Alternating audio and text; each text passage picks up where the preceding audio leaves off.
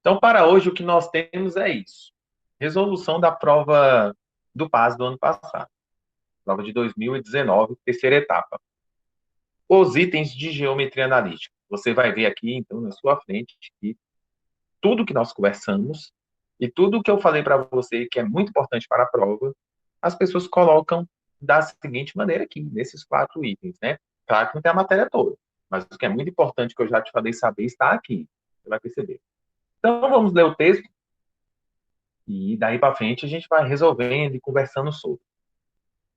Tem um plano cartesiano, uma imagem, aí ele diz o seguinte: no mapa das cercanias do ponto de Nova York, do porto de Nova York, mostrado anteriormente, ou inserindo um sistema de coordenadas cartesianas ortogonais x ou y, com a Estátua da Liberdade posicionada na origem do sistema. Na tabela a seguir, apresentam-se as coordenadas de alguns pontos destacados no mapa. Ele mostra para você aí cada ponto, coordenadas e onde fica. A partir dessas informações, julgue os itens seguintes, considerando que na tabela as coordenadas M, Z e W são incógnitas a serem determinadas. Beleza. Vem os itens.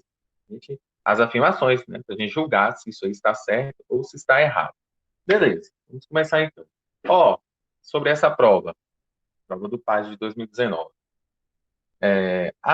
As questões de geometria analítica, normalmente, elas vêm juntas das questões de números complexos. Mais para frente você vai entender melhor. Tá? Só que nesse ano, em particular, eles não fizeram isso. Eles montaram uma questão só de geometria analítica e uma questão só de números complexos. Sendo que os números complexos, eles podem ser inseridos aqui na geometria analítica e eles também são inseridos lá nas equações algébricas, que aí é a matemática 1, que a Elaine trabalha com vocês. Mais à frente ela vai trabalhar isso. Então, normalmente cai junto. Aqui veio separado. Então, ficou melhor ainda para a nossa aula de hoje. A gente só fala de geometria analítica. E o modelo da questão é esse aí que você está vendo na tela. É normalmente isso, um plano cartesiano, as coordenadas dos pontos, porque sem isso não tem geometria analítica, e os itens para a gente julgar, tá? Ele pede cada uma coisa e a gente se vira com isso aí.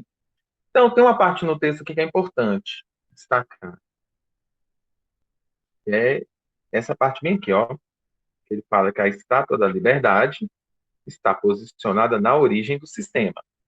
Porque esse ponto não está no quadro, só que vai ser pedido em alguns itens aí. Isso é bom a gente não esquecer. Beleza. Então vamos lá para o item 76. Ele aqui de ladinho, a gente vê, ó. O item 76, que afirma que o triângulo formado por Elise, Black e a Estátua da Liberdade é retângulo na origem O. Vamos dar uma olhada lá na tabela e saber quem é quem. Então, Elise nessa história é o ponto A, Black é o ponto B, e a Estátua da Liberdade é o ponto O. Foi dito no texto. Então, vamos ver aqui, ó. O triângulo formado pelos pontos A, B e O é retângulo na origem A. Ele afirma que o triângulo é retângulo. Então, vamos conferir se é ou se não é. Então, para isso, desenhe um triângulo retângulo. Aqui, ó. E segundo o que o item disse, esse triângulo retângulo tem vértice nos pontos O, A e B. E suas coordenadas são o ponto O, 0 e 0. O ponto A está na tabela, 1,5 e 2. Então, o ponto A, 1,5 e 2. E o ponto B também está na tabela, -2 e 2 terços. -2 e 2 terços. Ele afirma, então, que esse retângulo, desculpa, que esse triângulo, ele é retângulo na origem O. Essa é a afirmação. Beleza, daí para frente é com a gente. Eu só fiz o rascunho do que ele disse ali, em forma de texto, a gente transformou aqui em matemática agora. Bem, há algum tempinho atrás agora aí, nós estudamos as posições relativas entre retas, né? E falei para vocês que duas posições tinham que ser muito bem estudadas porque eram muito cobradas. As retas quando eram paralelas e quando eram perpendiculares. É um desses casos aqui. Porque se o triângulo ele é retângulo, ele tem que ter um ângulo de 90 graus. E tudo que tem ângulo de 90 graus é perpendicular. Então, esse triângulo só vai ser retângulo se a reta que contém o segmento OB for perpendicular à reta que contém o segmento OA. Agora aqui é a geometria analítica da história, né? Quando a gente analisa a situação antes de resolver. Então, beleza. Essa é a condição para a gente poder resolver o I. E o que determina duas retas em geometria analítica, nesse caso, são perpendiculares? É quando o coeficiente angular de uma for igual o oposto do inverso da outra. Se atender a isso, o item é certo. Se não atender a isso, o item é errado. Então, você vê, nas aulas eu comentei com vocês que a posição relativa, muitas vezes, ela era dita. A pessoa não está preocupada em saber se o cruzamento dá 90 graus, ela está preocupada em saber se você conhece a relação, para provar que elas têm um cruzamento de 90 graus, vamos assim, posicionamento. É o caso aqui, ó, você está vendo como é que cobra. É assim, ele já te falou que elas são perpendiculares. Ele quer só que você prove se é mesmo ou não. Tá? Então, eu dependo dos coeficientes angulares para resolver isso. Como que eu tenho coeficiente angular de reta? Né? Eu posso ter isso por 2 pontos, que é o nosso caso. Quando eu tenho 2 pontos, o coeficiente angular é calculado por essa fórmula, y menos y0 sobre x menos x0. Isso quando eu tenho 2 pontos.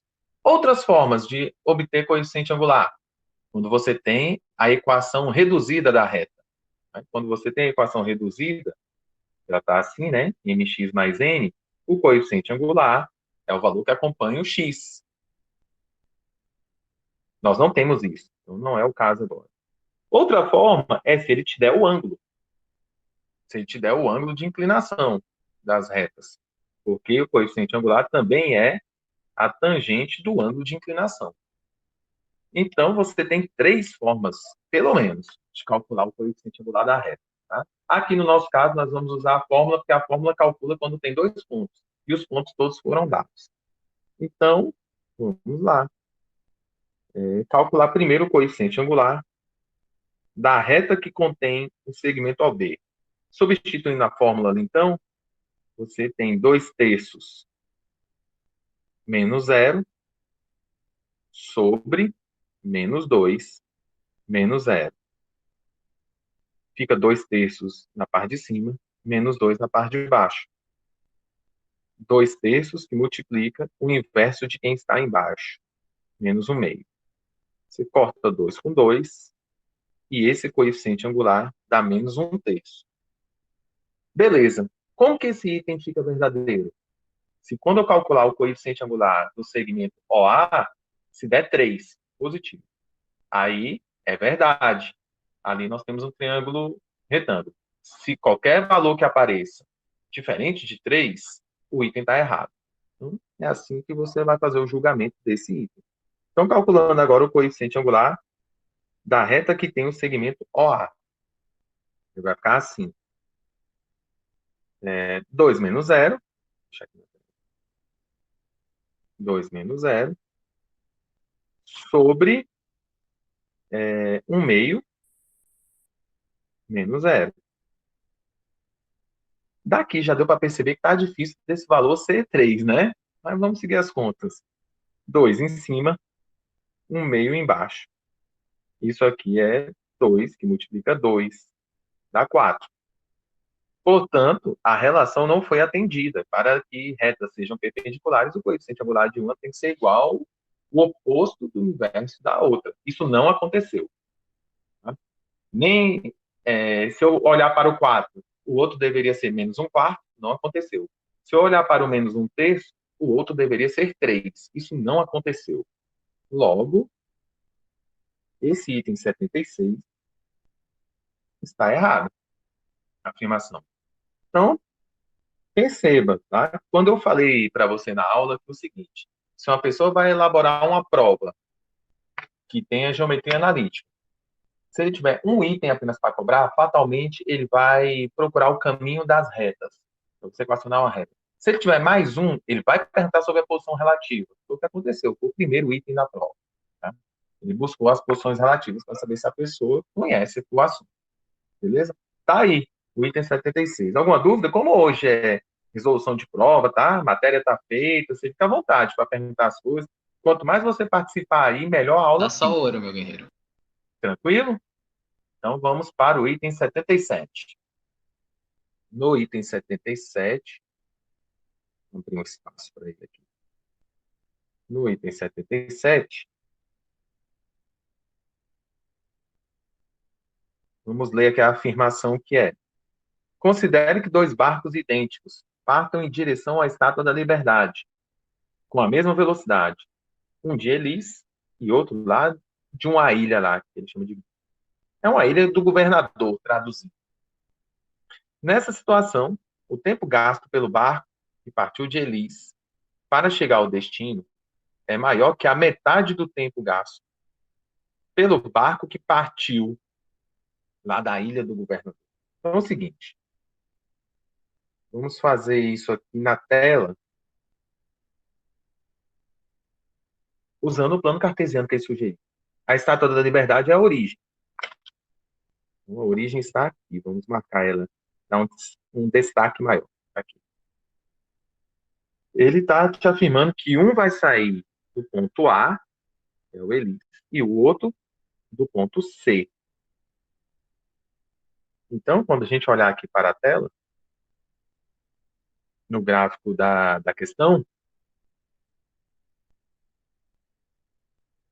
do ponto A para a Estátua da Liberdade, do ponto C para a Estátua da Liberdade.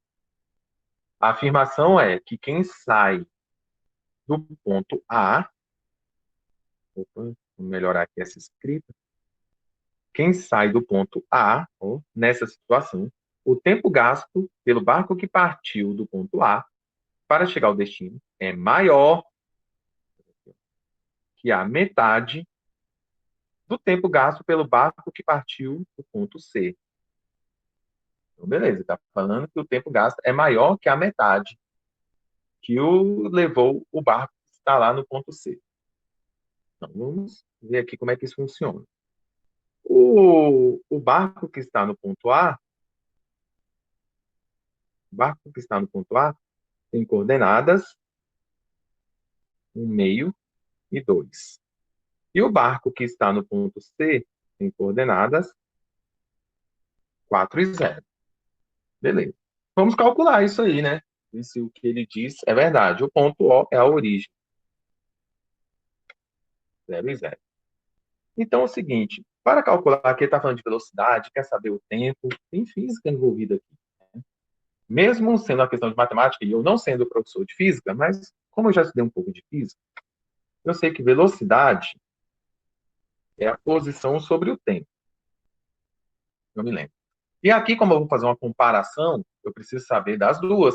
Ele está falando que uma é mais que a metade da outra, você vai comparar valores no final. Então, eu vou calcular a velocidade do ponto A, a posição do ponto A, para saber o tempo. A mesma coisa eu vou fazer para o ponto C. Eu preciso saber a posição de C e o tempo. Posição, no caso nosso, é a distância, né? Essa é a distância. Beleza, mas no final ele pergunta sobre o tempo. Se ele quer saber o tempo, manipulando essas fórmulas, o tempo vai ser assim, é a posição sobre a velocidade. E no C também, o tempo vai ser calculado por posição sobre velocidade, né? Só mudei a posição entre os dois, passei o T multiplicando e devolvi o V dividindo. E tem a informação importante aqui no item. Ele falou também, ó, qual é o momento aqui?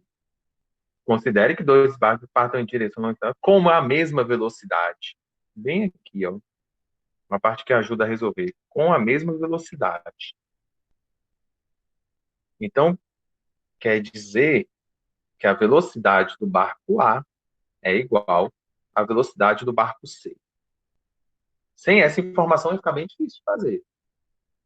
Então, agora vamos fazer as contas. A única coisa que eu consigo calcular nesse momento, utilizando de geometria analítica, é a posição, a distância, tanto do barco A quanto do barco C. Porque a velocidade é a mesma e não foi informado. O tempo é o que eu quero saber. Então, vamos preocupar a calcular essas distâncias. E olha só, se a distância do ponto A para o ponto O, eu tenho 2 pontos. O que eu posso usar? Distância entre 2 pontos. É o primeiro conceito da geometria analítica que a gente aprende. E na aula eu falo que é dos mais importantes. Está aí na prova do vestibular. Dos mais importantes, porque ela ainda gera outras situações. Então, nós vamos usar aqui, para calcular a posição de A e a posição de C, a distância em 2 pontos. Se você não lembra da fórmula, eu vou botar aqui, ó. Distância é x menos x0 ao quadrado mais y menos y0 ao quadrado, que veio do teorema de Pitágoras. É isso que nós vamos usar, tá? Então, a posição de A nessa fórmula vai ficar x com x, é só você fazer 1 meio menos 0. Isso dá 1 meio ao quadrado. Mais, agora fazendo y com y, 2 menos 0, dá 2. Só que aí fica ao quadrado. Então, aqui vai ficar 1 quarto mais 4. Tirou MMC, aí dá 16 mais 1, dá 17 sobre 4. Separando as raízes, dá raiz de 17 sobre 2. E essa unidade de comprimento, né? E essa raiz de 17, ela não é exata. Vou parar por aí, tá? Por enquanto, vou deixar assim. Eu queria só calcular a distância, eu vou deixar ela aí. A distância de C, a gente pode aplicar a mesma fórmula, mas olha o gráfico, como é que ele ajudou. Como o ponto C está exatamente em cima do eixo X, a distância, então, está calculada. Ali foi de 0 até 4. A distância está feita aqui, ó. De 0 até 4, 4. Então, a distância que o barco C percorreu foi de 4 unidades de comprimento. Aí facilitou. Beleza, só que ele diz que quem está em A utilizou, né, o tempo dele foi maior que a metade do que o barco C. Então, vamos calcular isso aqui. Qual foi o tempo gasto do barco A? Foi a distância dele, raiz de 17 sobre 2, dividido pela velocidade dele. O tempo do barco C foi a posição dele, que é 4, dividida pela velocidade de C. Só que aí vem a informação, a grande informação do exercício, né? Essas velocidades são iguais. Ele não te diz quanto que é, mas é igual. E se aí ele não te diz, a dica que eu te dou, inventa. Aqui é só para comparar. Se é para comparar, você pode fazer isso. Não tem problema. Inventa um valor de velocidade. Desde que elas sejam iguais, está tudo certo. Você pode inventar. E aí, é claro, você vai inventar um valor que seja legal para você calcular. Tá? Então, por exemplo, eu tenho 4 ali, não sei, eu tenho 2, 2 e 4, são valores assim que eu conheço bem. Então, eu vou sugerir que a velocidade vale 2. Tá? Eu vou sugerir que a velocidade de A é igual à velocidade de C, vale 2. Só para poder fazer uma conta aqui e comparar. Velocidade de A, então, aqui fica 2, e a velocidade de C também fica 2. Tá? Gente, em prova de vestibular, faça isso. Quando ele fala que as coisas são iguais e não te disse, inventa. É só pra, se for comparação, pode inventar. Com isso, você tem que o tempo de A é a raiz de 17 sobre 4. Né? Inverte quem está embaixo, divisão de frações, é a raiz de 17 sobre 4. E o tempo de C, 4 dividido por 2, dá 2. Aí vem outro problema. Porque nessa prova, eles te fornecem uma calculadora. Só que, até onde eu lembro, essa calculadora ela não tem cálculo de raízes. Essa calculadora ela só faz as 4 operações básicas. Quando funciona, né? Ela faz as 4 operações básicas. E como eu vou calcular a raiz quadrada de 17? Eu vou fazer uma comparação. Se você não sabe, ó, vou te mostrar aqui uma forma de você ter uma Flávio, só uma aproximação. correção. As Oi. calculadoras do Paz têm cálculo de raiz, as atuais. Agora tem? Putz, mas então facilitou demais. Mas eu vou dar a É dica do uma mesmo jeito. maravilha. Então, vou dar a dica para a prova do Enem, que não tem calculador. E digamos que você caísse numa situação como essa, tá? Vou te dar uma dica aqui de ouro, então, para a prova do Enem, que não te fornece calculadora nenhuma. Digamos que você precisa saber a raiz quadrada de 17, que nós vamos fazer aqui, apenas para ter uma precisão mínima e poder fazer uma conta. Como que você pode tirar para qualquer raiz? Esse raciocínio funciona. Ó, é assim. Vamos pensar nessa raiz quadrada de 17. E o grande lance aqui é você encontrar o valor mais próximo de 17 antes dele, que tem raiz quadrada exata. Esse valor é o 16. Então, você vai colocar aqui a raiz quadrada de 16. Logo, a que vai ser posterior a ele e que tem raiz quadrada exata é o 25, certo? Aí você calcula as raízes que você conhece. Raiz quadrada de 16 é 4. Raiz quadrada de 17 é o que você quer saber. E raiz quadrada de 25 é 5. Então, olha só, com certeza e seguramente, raiz quadrada de 17 é um valor que está entre 4 e 5. Portanto, é um valor 4, qualquer coisa. Isso você pode afirmar, isso é certeza. A parte inteira é 4, 4, qualquer coisa. Só que, se você quer ter uma precisão um pouco melhor, pelo menos de uma casa decimal, dá até para você chegar ou nela ou muito próximo. É só você observar o seguinte agora. Olha para o número 17 que está dentro da raiz. E olhe os números que você colocou dentro das raízes ali, ó, dos extremos. E se pergunte, 17 está mais próximo de 16 ou mais próximo de 25? Porque quanto mais próximo do valor anterior, as casas decimais são menores. Quanto mais próximo do valor posterior, vai aumentando as casas decimais. Então, por exemplo, como 17 é muito próximo de 16, é o próximo valor, então é muito provável que essa raiz seja 4,1, ou 4,09, ou 4,089, muito próximo de 1. Então, ó, para termos comparativos e para fazer uma conta apenas fazendo. Depois dá uma olhada nesse vídeo. Tá, depois eu olho com vocês. Para fazer uma comparação, igual nós estamos querendo aqui, você consegue, até com bom nível de precisão, fazer de cabeça essas raízes. Então, ó, 4,1 é um valor aceitável para a raiz de 17. Bora ver se dá para conferir? Deixa eu ver se eu tenho uma calculadora aberta aqui. Eu tenho, ó, raiz quadrada de 17, 4,123. Então, na primeira casa decimal eu acertei. Para mim já serve nesse exercício. Então, gente, ó, na hora que der uma pane, você não tiver calculadora e quiser saber raízes quadradas de valores que não são exatos, e esse é até um número primo, você consegue fazer assim, até com bom nível de precisão, como a gente fez aqui, tá? Então, voltando para a questão, como agora eu sei um valor para a raiz quadrada de 17, então o tempo aqui fica 4,1 dividido por 4, e aqui é o 2 que eu vou comparar.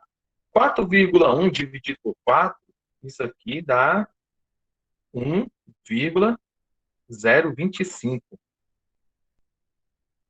O tempo de A foi esse. E o tempo de C é 2. Beleza, vamos voltar lá no item. Qual é a afirmação?